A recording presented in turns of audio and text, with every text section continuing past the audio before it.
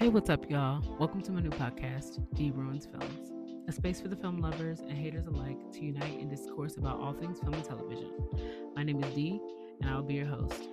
Occasionally, I'll be joined by guests and friends who have knowledge about and opinions on films, but you will always hear my voice every episode. The gist of this podcast is to, in essence, give me an outlet to share my expertise in filmmaking without annoying my loved ones with unwanted perspectives and opinions in real time. I can admit I have sometimes been that annoying film watcher who wants to talk about a particular shot or technical choice and how I feel about it. So I've decided to carve out this space for me and folks like me who love to talk about film on a granular level. We will dissect scenes, talk about technique, give general reviews, and dive a little bit into theory and how that informs cinematic choices. I'm a sucker for structure, so we'll always have a general flow and order for the show, with this episode sort of being the exception. Not really, but we won't have every segment that we normally do in this episode. There will always be some opening shoutouts and intros. I'll share my top 5 films, shows, etc. for the episode, and then we'll dive into the main topic. And then to wrap it up, we will share any audience feedback, questions, comments, and spotlight a creative person or endeavor for you to be on the lookout for. This week's episode, the topic is the Oscars. Yes, we're still talking about the Oscars because I have a lot of opinions about it still, and I wanted to take some time to digest and catch up a little bit on some of the films and some of the discourse about the films that I hadn't got to see before the show. So now that I've done that, I'm taking some time to share what I have to say about it. And we'll get into that in a second. Before we get into the main topic, let's do my top 5 for this week. And the first one is The Fire Inside, an excellent film, a biopic um, that I think lots of folks should check out. My number 2, there's no particular order to this one. It's just 5 films that I think that you should pay attention to. Thelma is a cute comedy, very funny, very sweet, not conventional comedy, but I really loved it. Number 3, She Taught Love. I'm not really a big romance person. If you know me, you know that that's not typically a genre that I spend a lot of time, in and with. But I really love this one. Ursula Thomas, you did such an amazing job. Amazing work. Number 4, The Piano Lesson, for my horror fans. If you know me, I love a good horror. As a horror writer and director, I think it was very well done. Also, August Wilson, if you're a fan of August Wilson, black cinema, black film in general, is very good. It's a very good watch. And last but certainly not least, for my action fans, and especially my John Wick fans, The Monkey Man. Monkey Man is so good. So good. And it features brown people, South Asian people. So definitely worth the watch. If you watch any of these films and you have any opinions, you want to discourse about it, feel free to hit me up at either Dekej Media on Twitter or Dekej.media on Instagram and let me know what you think because I do want to hear from you. I want to know how you feel about it. So, yeah, those are my top 5. Now, let's get into the heart of what we're here to talk about, the Oscars. So, it's very fitting for me that the first episode of this podcast is about the Oscars because if you've been rocking with me on Instagram, on my personal Instagram, you know that for the past few years, I have taken to my stories every year during Oscar nomination season to discourse and, chat about the films that get nominated every year. And I always have opinions. I always have lots of opinions. And it ends up taking me longer than I plan. I'm like, I'm going to try to make this quick. And it ends up being like an hour of me talking, me yapping about the nominations. And I always talk about like the ones that I've seen and liked, the ones that I've seen and not liked, the ones that I don't know anything about. And then generally, I like to talk about the films that I see that are absent that I feel like deserved some kind of nod. And there's always so many left off. Obviously, like they can't put every film that's out, on the list, but there's some that I think are glaring misses and glaring absences that deserve to be acknowledged for their work, and they don't make it, and I always feel some way about it. And so when I was doing that, several folks said to me, "Hey, you should you should make a podcast about this." And I just kind of was like, like I've joked about making a podcast in the past or like planned like preliminarily to make podcasts with other people, but I never really seriously did it, or really like put in the work to make it happen. And so I did a poll just to see what the people thought and if they would like like to hear from me about this subject. And folks said yes. So here we are. It's been a couple years in the making, but here we are. And finally, I get to come back and do a full circle moment and actually talk about the wins, the wins, and how I feel about the show and how the Oscars went overall. And I have plenty of opinions. So let's not waste any more time. Let's get into it, shall we? The Oscars. Whoo boy. So we're gonna break it down into three different parts. We're gonna talk about the good, the things that I liked about the show and about the wins. We're gonna talk about the bad, the things that I did not like about it, and then we're gonna talk about the ugly truth. It's the ugly truth because it is ugly, but it's also the truth. So without further ado, let's go. The good. So I watched the show live. So I obviously got to see from the beginning. I caught the Oz medley opening, and I thought it was stunning. I thought it was beautiful, very well done, high production value, such a great way to open the show. Honestly, I love Wicked. I love it. I've loved it since it was a stage play. I've read the book. I've seen the stage play several times. I saw the film, um, part one, I should say, and I love it. And so, I think it was very smart on the Academy side to make the decision to open the show that way. Like normally, it's the best song nominees that perform, and I think like for a variety of reasons that I will talk about later, it's good that they did not go that route this year. I feel bad for the song nominees that maybe should have gotten their chance to shine on stage, but I think if we're going to be fair, if we're not including some performers, we should not include all performers. And also, they understand the draw that Wicked has right now. They understand the power that Wicked has and the way that the Wicked fandom is right now. So it has a lot of energy behind it. It's done very, very well. So, of course, they're going to capitalize on that. I originally, when they first announced that Cynthia Erivo and Ariana Grande were going to open, I expected just a strictly Wicked medley. Then I saw that they were changing it to an Oz focused medley, and I was interested to see what the plan was. I knew they were going to do Somewhere Over the Rainbow. I just knew it. I was very happy and pleasantly surprised to see Cynthia Erivo do Home. I really loved the incorporation of the Wiz, and I had hoped they would obviously do that. I'm glad that they chose Home for her. It was a fantastic, fantastic selection, and she did a wonderful job. And I know there are people who have mixed opinions about it or whatever. I've seen the discourse online, but I think like if Stephanie Mills, the original Dorothy and the Wiz on Broadway, is giving her flowers, resharing the performance, saying it was beautiful, what else can you say really? Everybody else is just noise at that point. Like everybody else may disagree, but I'm sorry, Stephanie Mills literally said it's good. So what? Like if I was Cynthia, I would be like everybody else is relevant because Stephanie Mills liked my performance. You know, um, I think she did a good job. I really liked the way that they brought Defying Gravity into it. I will. I have like one tiny little thing, and it's so silly, but it's me, and I have to nitpick. I loved that they included the elevation, but I hate that they didn't commit to the elevation. Like the stage lifting up a little bit, the platform lifting up a little bit was nice, and I think the camera work was really well done to like really make it feel dramatic when you're watching it on television. But like it didn't go very far. And as someone who's seen the stage production and also literally watched Cynthia Erivo like fly around in a harness, and rigging and do like loop de loops and all of that stuff during the film, I'm just kind of like, yeah, I mean, I guess that's cute. That little elevation is very cute. Um, so I don't know.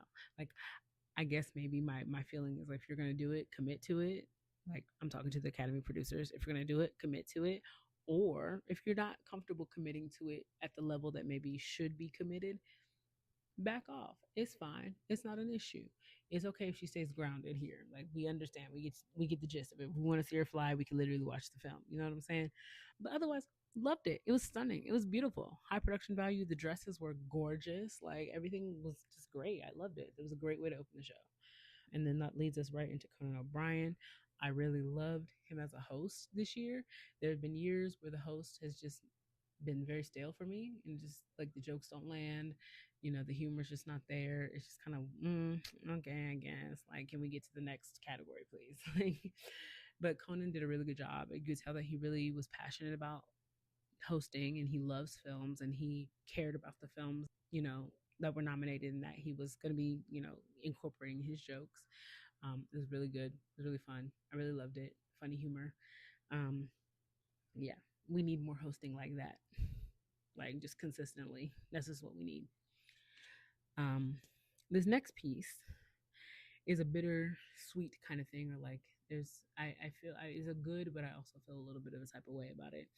Paul Tazwell making history as the first Black man to win Best Costume Design.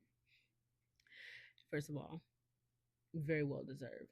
If you've seen Wicked at all, if you've watched any of the campaign work that's been done for them during this award season, you have seen the intention and effort that went into every costume, the work, the detail, and the world building and character storytelling that was included in his process. It wasn't just about, you know, creating these patterns and these looks and these silhouettes. It was about what story are these patterns and looks and silhouettes telling. And it was very intentional, and he had a lot of, thought about it. He put a lot of thought into it, had input from, you know, the actors as well. They participated in the process to a degree. And like he really did his big one. And he's been doing costume design for theater and film for such a long time. So it is well deserved that he's getting this moment. My bitterness comes in the fact that it is 2025, and this is the first Black man to win this award. It ain't the first Black man that's done costume design. And the Academy Awards have existed for 97 years. So you're talking about in nearly a century of honoring and rewarding filmmakers for their work, and costumers specifically in this category for their work. You ain't had another Black man that was worthy, like, ever. And like, he's following in the footsteps of Ruth Carter, who was the first Black woman to win for Black Panther and Wakanda Forever. And again, well deserved. Like, beautiful costuming work. 100%. Like, this is not saying that it was not deserved or earned. It's saying it is shameful that we are this far along in the history of these awards, and we're just rewarding minority folks for their work when they have been involved in this work for just as long, if not longer. And I think that there's a larger issue at play here, and we really need to think about it and unpack it as we move forward, because this should not be. It should not be. That should not be the first. You know. And that's just what it is. Anyway, back to the good. Back to the good. The substance winning for makeup and hair. First of all, yay horror. We love to see horror nominated and winning. There have been many, many years where the Academy has snubbed horror films altogether and not included them in nominations. And I have a lot of strong feelings about how Hollywood feels about horror and rewarding it. The genre often gets left out. And I have a whole episode dedicated to that later on down the road about Hollywood hating horror. And we're going to talk about it in great depth. Trust me, the plan is already there. But it was so good this year to see horror films get their nods for the work.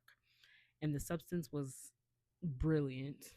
If you haven't seen it and you can stomach grotesque horror and body horror, it's the one. It's very good. Like, I love that kind of stuff. Like, gory horror is like my lane. That's my lane. I love it. Like, that's how, like, I cut my teeth on slashers. That's how I really got into the horror genre. Halloween, Hostel, all of those were favorites of mine. you know and that's how I kind of like got into the genre. Even I was like, whoa, there's a lot happening.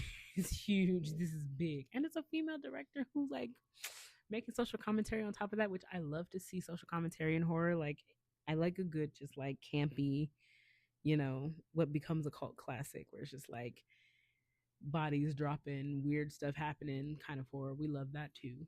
But I really do love when horror is making a comment about the state of society and the state of being, and The Substance is doing that. So, like, really well done. And the makeup and hair was fantastic. Fantastic. Wonderful. so intense. And again, we love to see, like, yes, and I'll talk about this with my next good thing.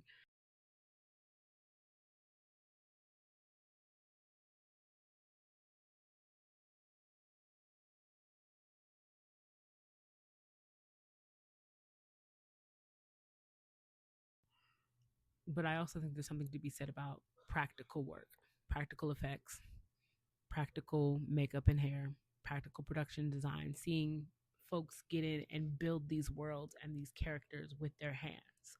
I love it. I love to see it. And I want more and more of that because I feel like that's what makes film so exciting and so wonderful to be a part of, to participate in. And then that translates into making it something that's wonderful for people to watch and take in. Bring back the practical. You know what I'm saying? Speaking of the practical, my next good is Wicked winning production design, which I also believe is incredibly well deserved. I know I'm biased to the film because it was my favorite. It was my favorite, but I I think it was well deserved as well. Like if you think about and pay attention to what the commentary is about, like how they built the world of Oz and Shiz and Munchkin Land and all these places. And that's just part one. We haven't even gotten to part two yet. But like they're building these worlds, like 9 million tulips planted for that intro scene into Munchkin Land. Munchkin Land practical. Shiz practical. All of that stuff is practical. Like they made those things. It wasn't CGI. They made those things. You know, Oz practical. The wizard's, head, a practical animatronic. Like hello, like that is a kind of creativity that as we shift into a technological forward society and a technological forward industry to the point that like we're thinking about AI and talking about AI as being used in films. I love to see practicality. We had already kind of like I'd already been thinking about this like practical kind of world building stuff when I learned that Ian McKellen was heartbroken with the difference between the Lord of the Rings series and the Hobbit series because the Hobbit was done with a lot of CGI. They didn't build as many sets, and so there were a lot of like green screen kind of things, and a lot of times where you're not even really collaborating with other people because it's you and the green screen. And that makes it hard for actors to insert themselves into the world. And I think it's spectacular when actors are able to be in those spaces because obviously we cannot practically build every set and we cannot practically build every world, you know, or even if we can build it, we can't build the whole thing. We still have to have some CGI used. But I think there's something about being able to like give actors and even crew something to immerse themselves into and be, a part of that helps them connect with the story and the character and allows them to really become a part of it and really feel like they're immersed in it and really feel connected to what story it is that they're telling. It's just me, like my little rambling about it. So like, I think Wicked deserved production design for the work done. And again, we haven't even seen what's coming in part two. There's so many fantastic things coming, I'm sure. I'm very excited about that. And then my last good piece before we move into the mad is a non-Disney Best Animation win. I'm always pleasantly surprised when a Disney animated film is up for nomination and it does not win because Disney tends to be the one they go with. They like Disney. They love them a good Disney film. But Flow, I have not seen Flow. I'll just go ahead and give that disclaimer. I have not seen Flow. It is on my watch list, and I'll be watching it very soon. But I did not see it. But the fact that it was both an international film and an animated film, and it won, beautiful. It won animation. Loved that. I I'm very happy because I was so sure that Inside Out 2 was going to win. Because I saw The Wild Robot and I saw Inside Out 2. And when I saw The Wild Robot, it made me cry.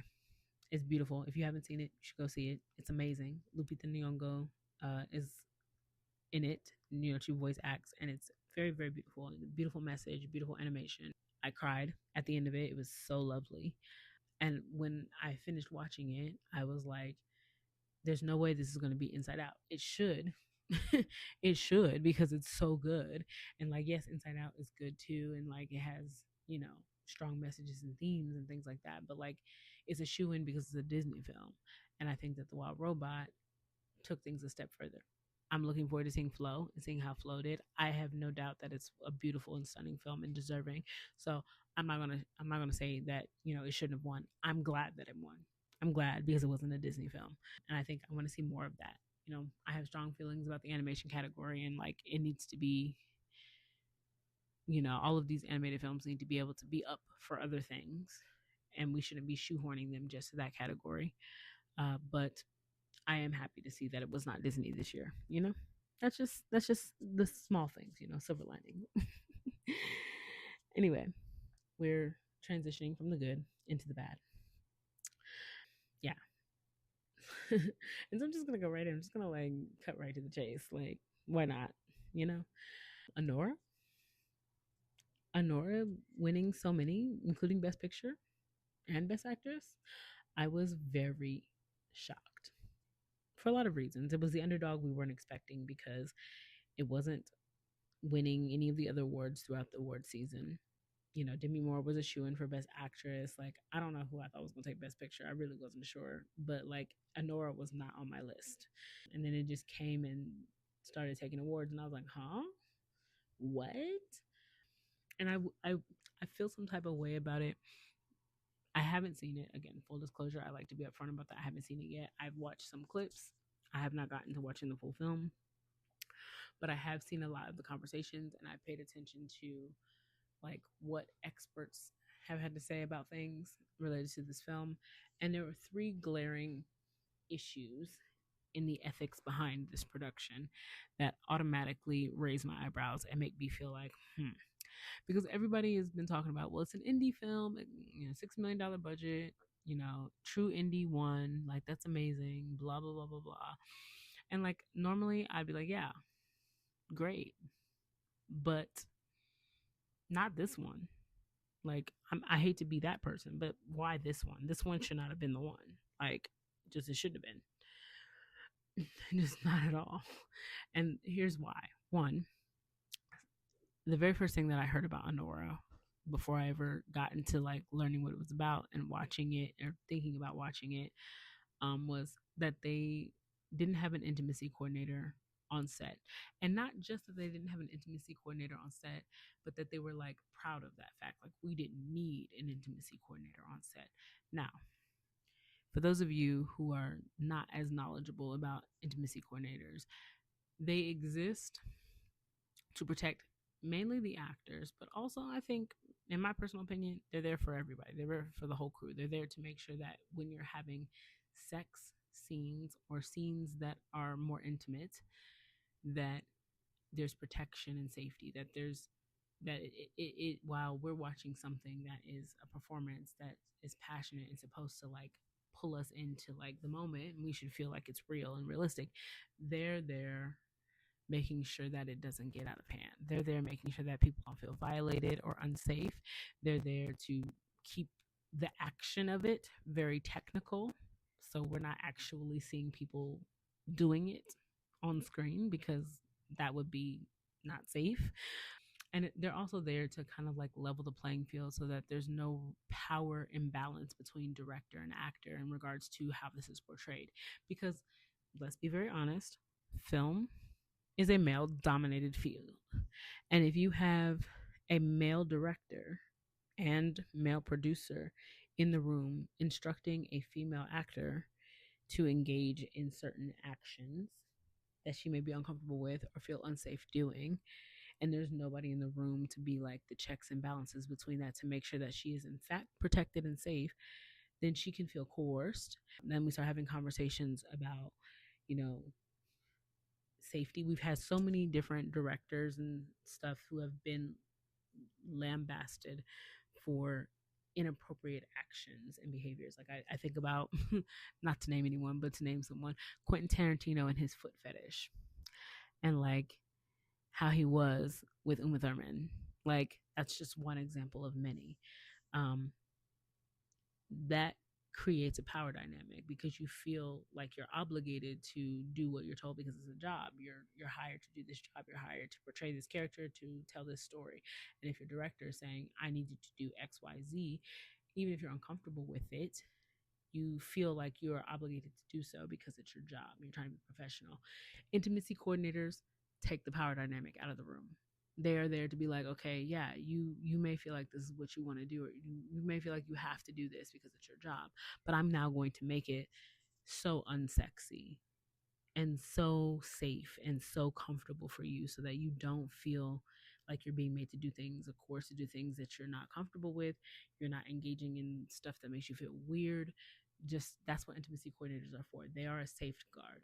So when you have a film about sex workers where sex is being portrayed and your main actress is, being asked to do all these things and you're demonstrating to her different sex positions with your wife, that's weird. And you have that experience and then you turn around and you brag and say, we didn't use an intimacy coordinator, we didn't need one. That's weird. That's weird. And I don't care if every single person on that set was interviewed, including crew. I don't care if it was down to the most insignificant background character or one of the runners in the crew. I don't care how high or low you perceive the person's role or significance to be on that set. I don't care if you went to every single person and said to them, were you comfortable with all of this sex stuff? And they say yes. I don't care. Because it's not just about that moment, it's about the precedent that we are setting in film that says, oh, we don't need intimacy coordinators. An Oscar award winning film that used an intimacy coordinator was about sex work. Surely one little 5-minute sequence isn't that big of a deal. And now we're creating an unsafe environment for people who should be able to feel safe in their work environment. You know what I'm saying? So already strike one. Then we have strike two. A lot of sex workers are like, we heard them walk up and, as people were winning, they were saying, sex work is real work or whatever. And that's great, but it's an empty platitude if you're not actually about the life of making sex work safe, if you're not talking about the legislation that exists that is going to make sex work unsafe and difficult or illegal and put people in precarious situations. If you're not advocating to protect sex workers, it doesn't matter if you say sex work is real work. Yeah, okay, that's basic. We should all be at that point. We're not, but we should be. So, what are you going to do about it? Where's your advocacy extending beyond that moment? And sure enough, sex workers are saying the film is unrealistic. It's glamorizing things that shouldn't be glamorized. It's not really telling the truth about sex work. It's just like, some cute white girl who's a sex worker, got sugar daddy, blah, blah, blah, blah, blah. Like, it's not actually getting into the all of the facets of it. And it's not to say that every film has, like, a film has the capability to get into all of it. But if you're not getting into it from a nuanced perspective, if you're telling the story without really getting into more layered perspectives, then what are you doing? Especially if you're not including the expertise of people who actually do this line of work. Like, you're not bringing sex workers in to consult in the writing and consult in things on set. You're not hiring sex workers really to participate. You know, that is problematic. And it just feels like you're just glamorizing something. You're just trying to like sell sex, basically. Yeah. And then you added to it, there was some union pay issues with the IATSE um early on in production. Everyone's talking about like $6 million indie film, but the reason why initially a film like that being made and set in New York was able to be made so cheaply is because they were cutting corners. They were not paying people fairly, and a lot of the IATSE members were ready to walk out on the production. And it wasn't until they like threatened to walk out that people, producers and directors, came back to the table and said, okay, we'll renegotiate this and we'll pay you what you should be paid. But that's how it should have been done from the beginning. And like many of them talked about, like afterwards, there was a lot of hostility towards them for like strong arming. But at the end of the day, like they shouldn't have had to do it in the first place. So to me, that was 3 strikes against the film already. 3 strikes, you're out, right? But I think the icing on this cake for me is the fact that it really should have been Demi Moore. Like, I haven't seen the film and I haven't seen enough of Mikey Madison's performance to be able to say, like, I'm not going to say that she did a bad job. I'm not going to say that at all. But like, from what I've seen, it wasn't really spectacular enough for her to end up winning over Demi Moore. Demi Moore gave such a stunning, fantastic performance in The Substance. And it's so ironic that she lost to Mikey Madison because to me, that is literally the gist of what The Substance is commenting on. It's like she's been in the game. Demi Moore has been in the game for a long time, and we could talk about people who like are long overdue for their Oscars and legacy wins and things like that. And everyone had their feelings about Jamie Lee Curtis last year, and I have my strong opinions about it. But like, to me, this is different because Jamie didn't deserve it compared to the folks that she was up against. She shouldn't have even been nominated to begin with, and Demi Moore deserved it. Demi Moore should have gotten her Oscar this year. She deserved it for her performance. It was amazing. It was so nuanced and layered and grotesque and just, oof, she really put herself into it. And I'm saying that again with a bias to Wicked. Someone who's admitted already that I was biased towards Wicked. Wicked was my favorite film of the award season. Of all of the films nominated, Wicked was my top. And I still feel like Demi Moore should have won. Like, I feel like hopefully, like, Cynthia Erivo did an amazing job. And if it wasn't Demi, it should have been Cynthia. Like, that's I feel that very strongly. Homegirl really put her body and soul, mind, everything into the role of Elphaba, and that's no small feat considering you have 20 plus years of Elphaba already that exists on stage. And people who have seen the show are coming into the film, and I've seen the show 5 times, but like, you're coming into the film with a certain expectation of who Elphaba is and what she's supposed to be. The intention that she really put behind this character, right down to her physical appearance, the wig, the nails, the freckles, like the way that she was very intentional and involved in the way that Elphaba came to life, and the way that she really poured into the vocals. She poured everything. Like, Homegirl was in a corset in a freaking rig, swinging in the air doing a loop de loop while singing live. Like, Homegirl deserves to be getting her Oscar for that alone. But I also think that Demi Moore still gave a better performance just because of the nature of the content and just everything. Like, she did such a good job. So to me, it was like Demi, Cynthia, maybe Mikey. I don't know. Like, I'm not even really sure that she's third. So like, the fact that she won is just weird to me, and I feel, I don't know, I feel a way about it. And like, I'm gonna watch Anora soon. Um, I kind of put it off. I was gonna try to watch it before this, but I kind of put it off because I'm a little bit bitter about it. I will admit that. I was being a little petty, but I don't know. We'll see. Maybe I'll come back in a future episode and say, it deserved it. I doubt it, but who knows? Minds might be changed. Anyway, I have a couple of small bad things before we get into the ugly truth. They were missing some key folks from the I'm gonna say this so wrong. In memoriam. In memoriam. I'm so bad at that. I can never say it correctly. In memoriam. David Lynch, lots of other folks. I think Tony Todd was also not in it. Like, so many folks that should have been in that in memoriam that were not. It was weird to me. It was short. I don't know why they didn't update it when they needed to. I don't know why they didn't include those folks. I have no clue. I have no answers, but I found it weird and I didn't like it because, these are icons and legends and folks who have earned to be honored in their absence and in the loss of their life. So the fact that they weren't, I feel some type of way about it. Just owning that at this point. And then the last thing, it's not really bad. I'm being a little bit crotchety about it, I guess. I'm being a little bit about it because I can be. I loved Queen Latifah coming out and doing Ease On Down the Road. Loved that we got another the Wiz song. Loved that. Quincy Jones still deserved better. Deserved more than just that. Like, there's so many things that he has done as a producer, and like, his influence in music and film is very important and wide, and he deserved better. He deserved a better tribute from the Oscars. Like, I'm hoping that some of the future awards that are going to come up, like the black ones. BET Awards, I'm looking at you. I'm hoping that we get a better tribute, because he deserves better. We'll see. But, like I said, it wasn't the worst thing in the world. I'm just being very nitpicky about this thing because I think that he should have gotten more than he got.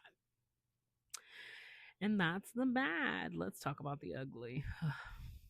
The ugly truth, I should say. Right. I'm just going to come out and say it. Cinema is dead. I sound like such a pessimist. As a filmmaker and a film lover, I feel like cinema is dead. It's dying. Like we're losing our recipes. The things that make this industry and this work so compelling and so great, the things that move audiences to want to dive into these worlds, to suspend their disbelief for a couple of hours. We've lost the plot. And there's a few reasons why we've lost the plot. One, we're celebrating bad and mediocre film at a new level. Let's be fair and let's be honest. Every year, there's always at least one nomination on the list that is just like, what is that doing there? Like, it's not even a good film. Like, it's boring or it's whatever. But like, there's some things about it. Like, there's some films that I've watched in the past where I haven't been able to finish them because I felt like they weren't good. They were boring, they were slow paced or whatever, that got nominated, but they had other elements that were redeeming qualities. Like, I'll go ahead and say this: Dune Part 1, I fell asleep the first time I watched it. I finally got around to finishing it and actually ended up liking the second half of it after I did get around to finishing it. But like, it was boring. It was very poorly paced, and I wasn't a fan. But the soundtrack, the score, the production design, the cinematography, all of those things were redeeming qualities, even though it was very poorly paced. So I understood why it got nominated. I understood that. Emilia Perez should not have gotten 13 nominations. It really shouldn't have gotten any, if we're being very honest. It was horrible. Like, especially when you're talking about like a musical. Like, musicals are another genre that Hollywood tends to like shit on. And so it was very surprising in a good way to see multiple musicals get nominated this year. I think Wicked really deserved it, because of the work and the effort and the intention. And Emilia Perez did not. And I had seen people talking about it, but I was like, I'm gonna give it a chance. I would try to watch it. I got halfway through it and I turned it off. And I will not be picking it back up because it's that bad. The lyricism is piss poor. Is very on the nose. Like, yes, you can have some on the nose lyrics, but it needs to be done in a way that's like a storytelling device. You know what I'm saying? And it did not feel like that. Emilia Perez felt like satire, making fun of musicals that was executed poorly. And like, to know that it was made in earnest, like they were not trying to make fun of musicals, like they were just trying to make a musical, is just, not everybody has what it takes to do that. You know what I'm saying? And I think if the story had been told without the music, it might have been better. Like, there's still some things about it that have been like, like the portrayal of Mexico, the portrayal of trans people and the trans experience, not hitting the mark at all. But like, the story, I think, would have been better if the music wasn't there. Zoe Saldana was indeed the best part of it. Like, her acting, while not my favorite and not really that great from her, considering some of the other work that she's done, it was the best part. It was actually the best part of the film. Like, she did better than anybody else, like outpaced everybody else on screen, like by miles. But I saw someone tweet this, and I firmly, firmly, firmly believe it. Being the best part of the worst film doesn't make you deserving of the award Best Actress, or Best Supporting Actress, I should say. Like, that should be given to someone who really gave the best performance. And I don't think she gave the best performance. And the fact that she was sweeping all award season, I knew she was going to win the Oscar. I like knew it. But I was just very like, it's not earned. It's not deserved, El Mal winning best song. El Mal was probably the best song that I heard from that film, but it still wasn't good. Like, it still wasn't good. And again, like, the best song in the worst film musical doesn't mean you deserve to win because you're not the best song out of all of the songs. You know, the bar is still very, very, very low. And again, we're talking about a musical here. We're not even talking about like just original composition for a movie. We're talking about this is a musical. You wrote this music to tell the story. And it's that bad?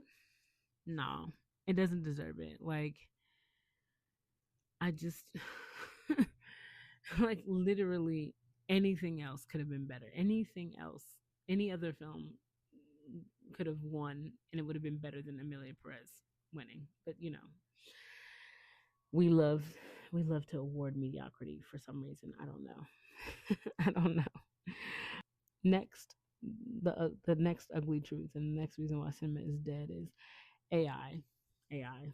And I could talk all night about this. I'm going to try not to. I'm going to try to keep my thoughts succinct. Um, but I can't guarantee it. The Brutalist, Best Actor, winning when the actor couldn't do the accent. You know, they had to use AI to, you know, augment the Hungarian accent. And if people are asking, well, what would you suggest they do? Either get an accent coach that can help you do a better accent, or if that's not feasible, then get someone to dub it. Get a voice actor to dub the voice.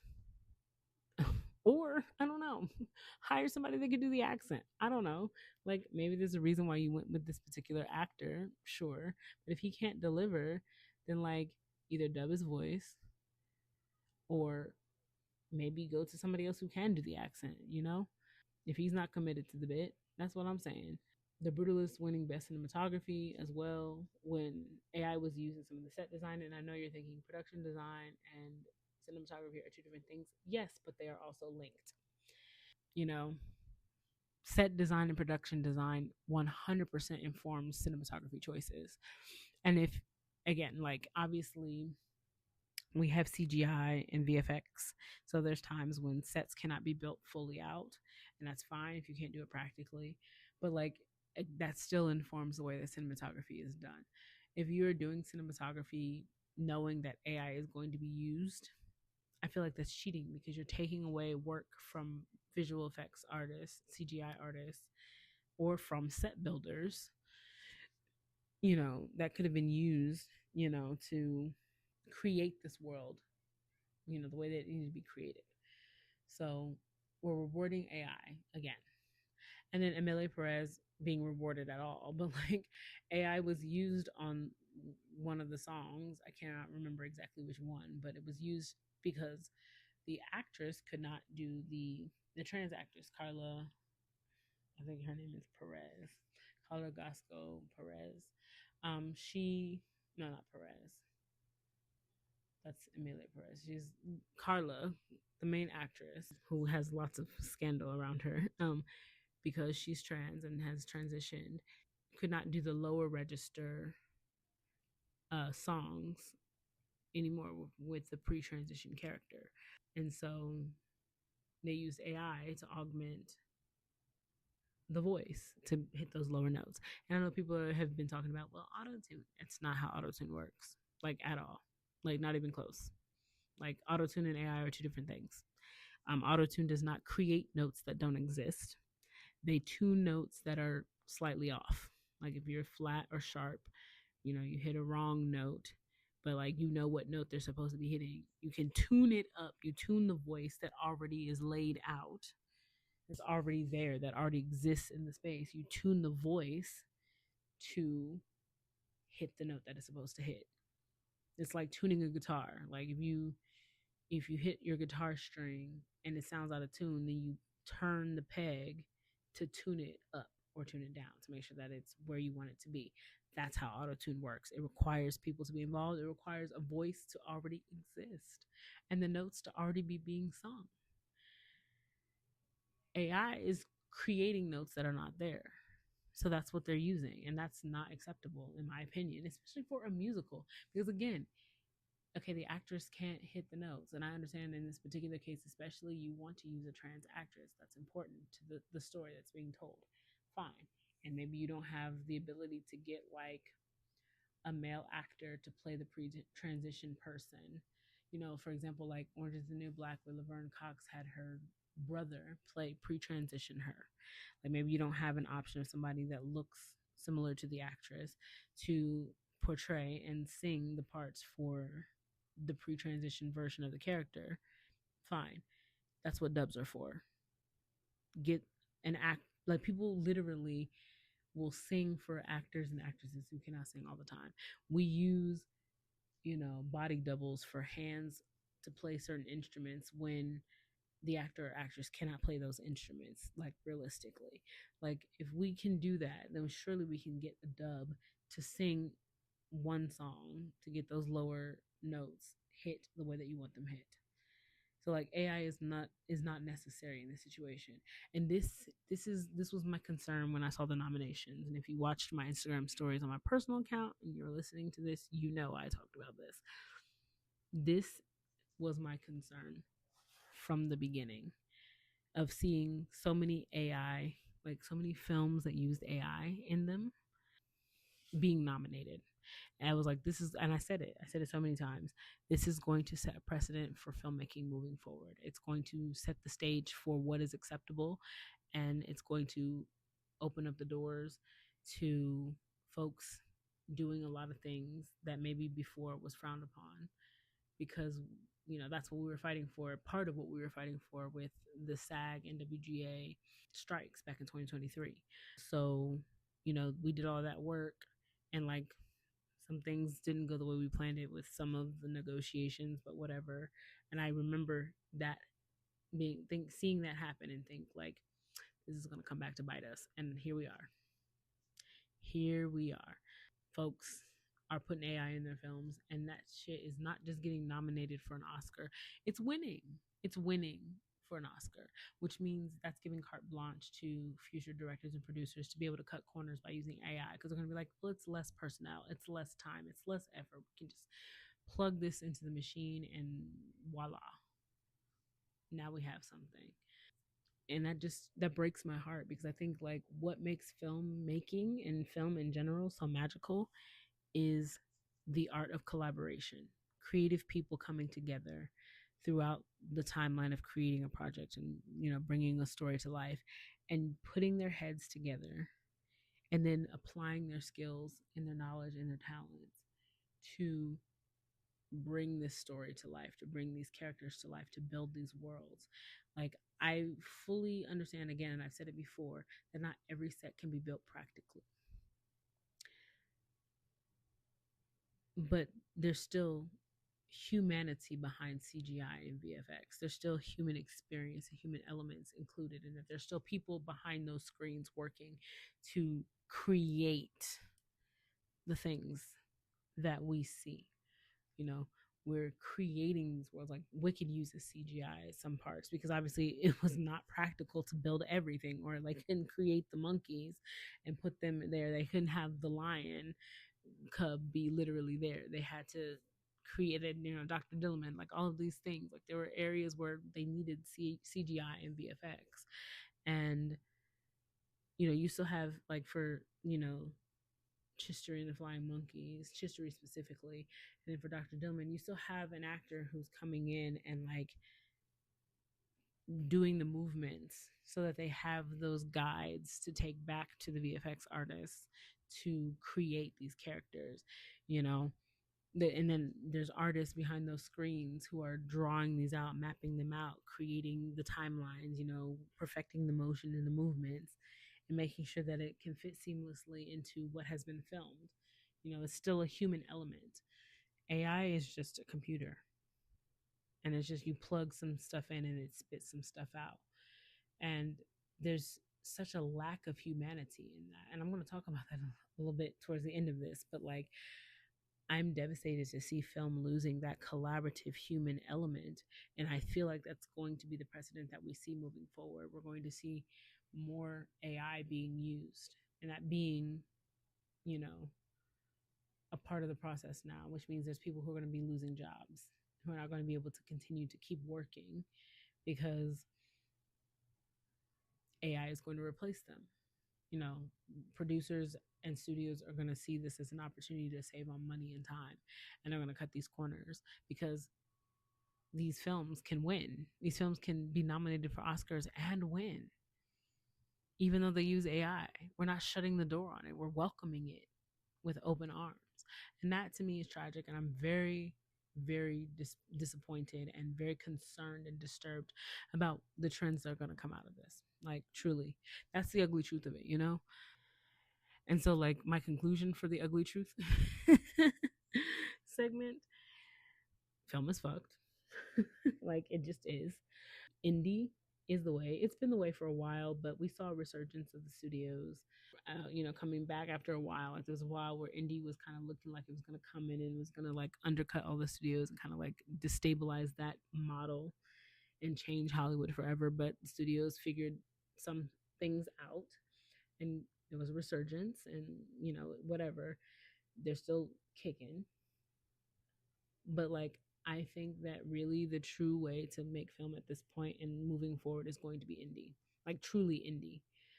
We're gonna have to learn how to collaborate with each other and like find our ways to get funding, self fund, find private, sources of money, et cetera, et cetera, and make the films the way that we want to, if we want to see our stuff get made at all. And if we want to see our stuff get made the way that we want it to be made, that's what we're gonna have to do. It's just the reality, I think, at this point. My next point, safety must be a priority. I kind of already talked about that with the intimacy coordinators, but I think I just want to reiterate it because I feel like, again, we're setting precedents here. Like, the Oscars is setting a precedent for how filmmaking is going to move as we go forward. And so, like, a film about sex work that doesn't have an intimacy coordinator and they're bragging about that winning sets a precedent that that's okay. So, like, we have to remember that safety is important and we should be prioritizing it on set, and not just in relationships to like sex and intimacy coordinators, but like physical safety, mental safety, emotional safety, like health, guarding our health. Like, all of those things are important for making sure that as we come together to collaborate and bring these worlds and these characters and these stories to life, that we're not harming ourselves and each other in the process, and that people are walking away not completely ruined by the experience that they're engaging in. We want people to walk away from a set feeling empowered, feeling inspired, feeling like this is the thing that they love to do. Because that's how I feel when I leave a set. Like, I feel like this is this I have yet to have a set experience that really makes me feel like I don't like filmmaking.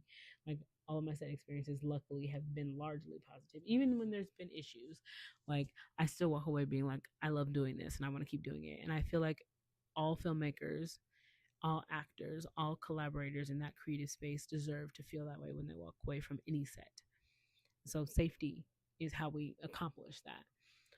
And then the last point that I want to make, one of the speeches that was made was a comment about making films for the cinema, making films to be shown in theaters, not just direct to streaming. And I have a response to that. Well, I have two responses. One, fund the films to be made for cinema. A lot of filmmakers go direct to streaming because that's the option that they get. They make it indie because the studios won't greenlight it. They, maybe are lucky to get a distribution deal that allows them to put it on one of the major streaming platforms. And that's that. You know? If you want to see more creativity and get people back in the cinema, fund the films that people want to see.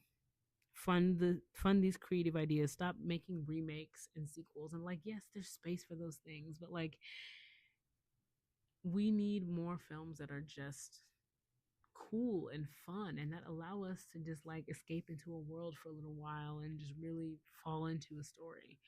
That's what we need more of. And so in order to get there, these filmmakers need money. So give them money. And the other take that I have about that, if we want more theater going experiences, make theaters accessible to people, make the price points more accessible to people, make the spaces safer for people, disabled people, immunocompromised people. You know, I always make jokes because like films are getting longer and longer and longer, and I don't have a problem with it if the pacing is right. Like if you do a good job pacing it and telling the story in a way that like keeps things moving, I will sit for a 3 hour film. I'll sit for a 5 hour film. Like I watch the Lord of the Rings extended versions all the time. Like so, it's not that for me. Length is not the problem, but like as films continue to get longer and longer and longer, we need to bring back the intermission. Like the golden age of Hollywood had it right, I fear, in that regard. Like an intermission for people to like stretch their legs, go to the bathroom, re up on snacks, and then come back and continue their movie going experience. I feel like that should be par for the course, like that should be the standard at this point, and it's not. So I don't know, make films accessible to people so they want to come out to the cinema versus like wanting to watch it at home because they can pause and they can, do all of that. Also, subtitling. That should be a standard. Hello. Like it's 2025. If I can watch with subtitles on my TV screen, you can make sure there's subtitles on the big screen. Let's make this accessible to everybody. Thank you. Okay. So that's the main topic. That's our in focus for this episode, the Oscars. As always, feel free to hit me up on socials. Again, Dekej Media on Twitter, Dekej.media on Instagram to share your thoughts about the Oscars and the in focus, my takes on it. I love to hear back. I want your feedback. And who knows, if you say something really profound, it may end up on an episode. So before we wrap it up and shut it down for the evening, I'm going to do a creative spotlight, which is going to be a filmmaker and a film. There's going to be two different things. I usually will only do one, but I'm going to do two tonight.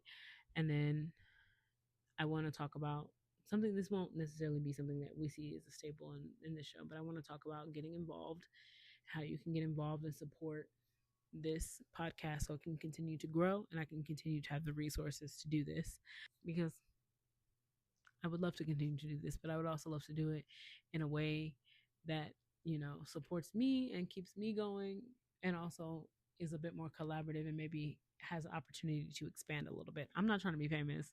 Listen, I don't want to be famous, but I would like it if people like listening to what I have to say about film and want to be involved in the conversation. So we want to see this thing grow, and I want to give you some opportunities to help me do that.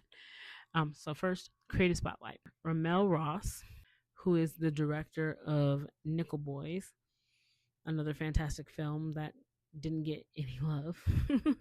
I'm very upset about it, but it's a fantastic film. Ramel Ross is looking for funding for next projects.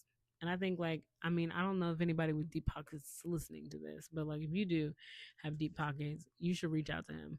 But that's a guy that we need to be on the lookout for. We need to be watching his work. We need to be supporting his work and really paying attention to him, because I just see him going places. I see him going so many amazing places. And I'm really, really excited to see what's next for him. And then my next spotlight goes to the film Opus. I love Ayo Edebiri. Like, I really do. I love her, and she's in it.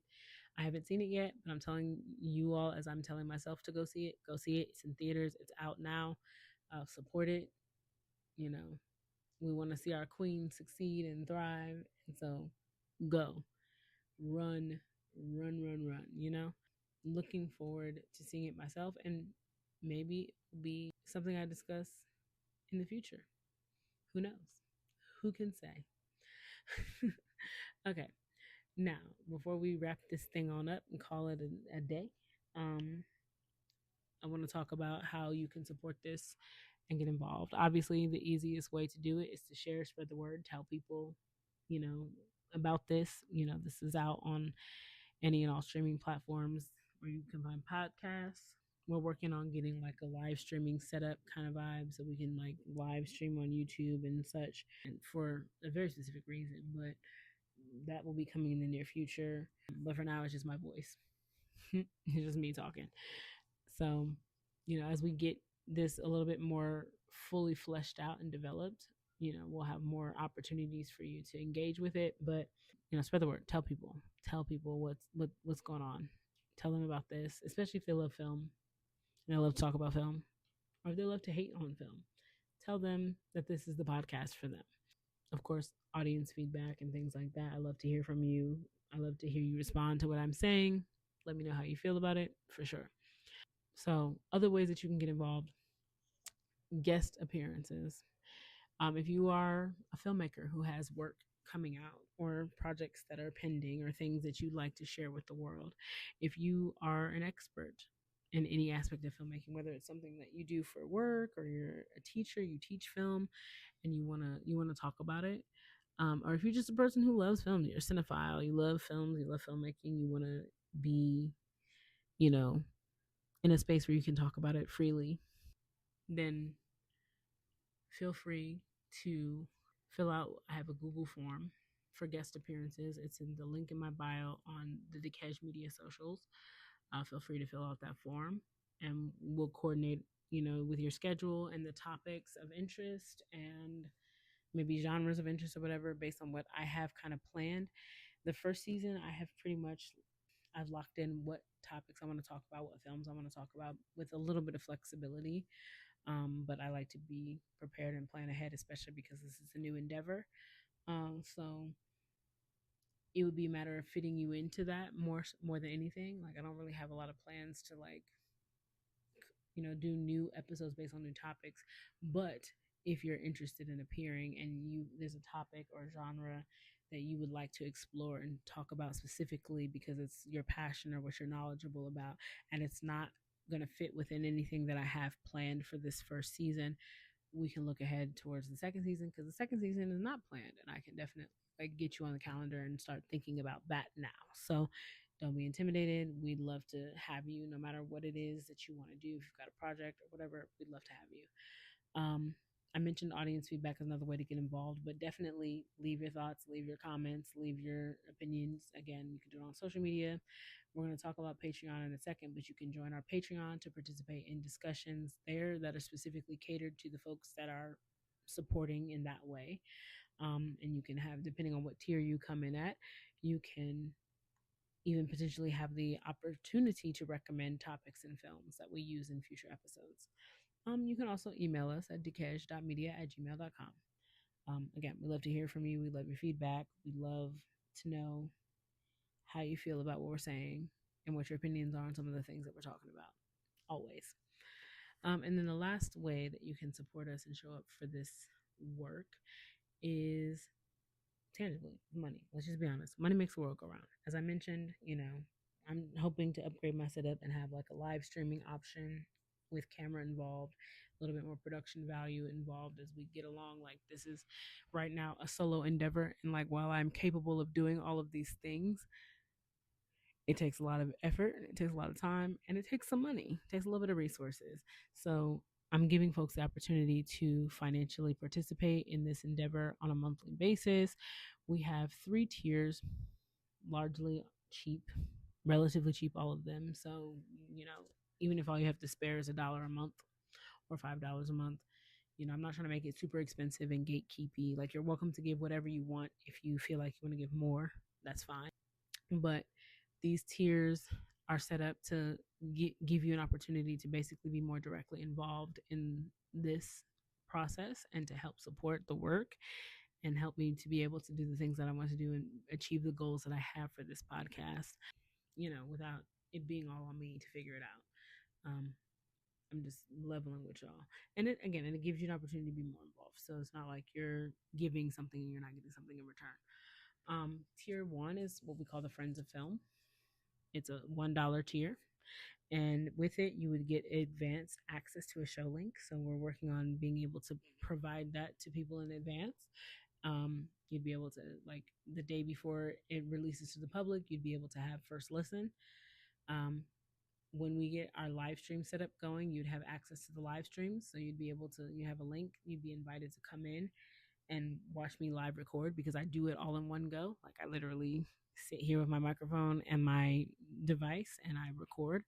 And when we have guests, we'll use like live options. We'll use video options, whether it be Zoom or whatever, to get them involved and engage in the conversation as well. And we could make sure that they're present on live, so you will have access to those live streams to see it see it being made, basically. Because obviously, then I'll take what we live stream and I'll cut it down and clean it up and add, the pieces and parts that we need to add to it to make it more professional sounding.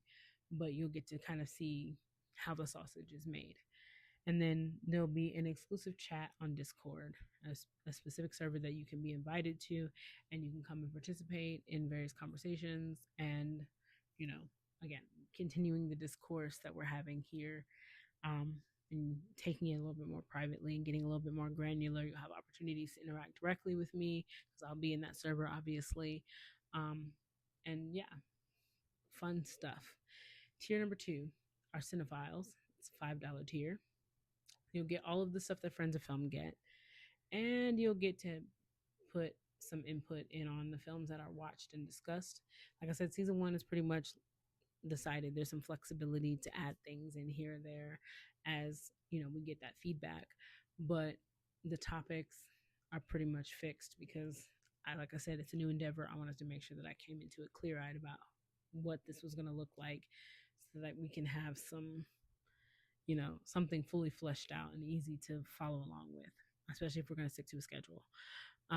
But like I said, season 2 is not planned, so a lot of those things can come in around season 2, or maybe there's a film that you suggest that fits in the topics that I have planned, and I can put it in there. But you get to give me that direct input and have it considered first, beyond like what the general public will do. Like the general public will probably send me similar recommendations, but there will be a form specifically for you to be able to fill out, and that will be looked at first as options as we're making plans. So you get to have input, and then when we get to a point where we want to drop merch, which we do want to drop merch, you will have advanced access to it before it goes to the public. So that's our cinephile tier. Last tier is the auteurs. That's the $10 tier. And you get everything that Friends of Film and cinephiles get, but you also get a sponsorship shout out on the show. We would have a segment specifically dedicated to that towards the beginning, and you would be named as a sponsor, producer of the show, supported, and all of that. And then you would also get invitations to a movie club where we will have monthly watch parties, and we would probably do that on a channel in our Discord server where, we have a movie every month that we come together, we watch and discuss. So yeah, those are the Patreon tiers. And if you're interested in supporting, we'd love to have you support us. The link is in the bio for Dekesh Media Socials. Check it out and subscribe if that's what you want to do. Like, you can follow us for free, and there may be some free posts and things that come out without having to be a subscriber. But patron only, rewards will be geared towards those specific tiers. So hopefully you feel moved and compelled to support us. We'd love to have your support. So let's wrap this on up. And every episode we will have a takeaway or key question. One of the things that I brought up was AI, and we talked about that extensively, and I still have a lot of strong opinions about it and feelings about it, and will continue to as it continues to be prevalent in this industry. And I know it's not going anywhere. I know it's not. So this is not me being ignorant to that fact. This is just my feelings about it, and I remain very much convicted about this. Feel very strongly about it. So the takeaway for today is, with AI on the rise in film, what defines art? Art is inherently human and requires human experience and emotion to truly connect with the audience, who are also humans. There is no computer program that can replicate the human experience. If we leave everything in filmmaking and storytelling to technology without the guidance and perspective of people, we lose the very essence of what moves people and causes them to connect with our art and stories. In addition, we take important jobs that have kept this industry moving away from hardworking and talented people. AI is a detriment to our environment and our creativity. We can do better and should aspire to do the work we have always done to make beautiful art. So hopefully anyone who's a filmmaker or aspiring filmmaker that's hearing this can like hear what I'm saying and hear my heart behind that. Yeah. So that concludes the first episode of D Ruins Films. I hope that you enjoyed the conversation and subscribe, follow the podcast on any platform that podcast can be found. Spread the word, tell people about us, tell them to listen and subscribe and follow. We love to have more people listening and involved. And we'll see you for episode 2.